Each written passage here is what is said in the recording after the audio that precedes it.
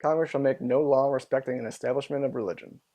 First Amendment to the United States Constitution, commonly known as the Establishment Clause.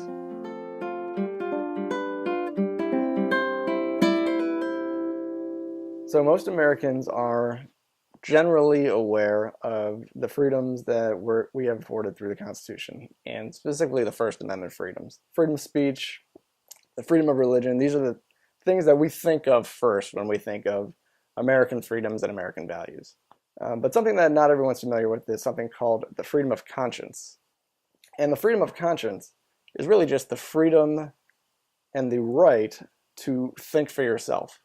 The right to think without having a government tell you what you ought to think. So basically it boils down to the principle that people ought to have the basic guarantee to think for themselves, and that it would be a bad idea to give the government the power to limit our ability to think for ourselves. So by making monotheism our government's official stance, Congress has actually, I think, violated the Constitution in somewhat limiting our freedom of conscience. And so regardless of what each American does or does not actually believe, by virtue of congressional legislation, our government has essentially spoken on our behalf regarding our privately held beliefs.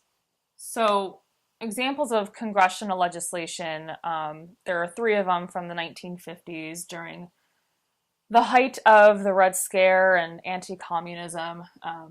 We have the institution of the National Day of Prayer, where all Americans are to turn to God in prayer. The addition of the words "under God" to our Pledge of Allegiance. That's right, those words were not always there. And the changing of our national motto to "In God We Trust." So one idea that is discussed in atheistic circles is called a post-theistic society. It's a society that no longer believes in any god or gods. It's done away with religion. So imagine in this society, imagine that if this society adopted things like no God to trust, or if we were one nation beyond God or beyond belief. Now imagine what we would view Christians in the society. I think that we would view them as second-class citizens. I don't think that we would view them as equal. And I think that if we're intellectually honest with ourselves, that we would have to say the same things for polytheists and atheists in our society today. A common criticism that I hear is that this is just a militant secularist issue, and that's not the case. So, for example, Hindus and Buddhists, Wiccans or pagans, these are examples of groups who do not possess a monotheistic perspective. But I think even Americans who have a Christian perspective ought to be concerned about the government essentially speaking on behalf of what our beliefs are.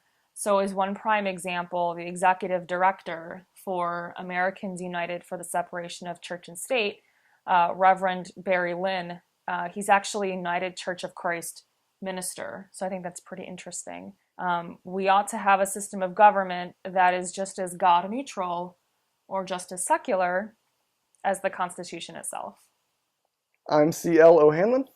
And I'm Bridget O'Hanlon, and we're the Atheists Next Door.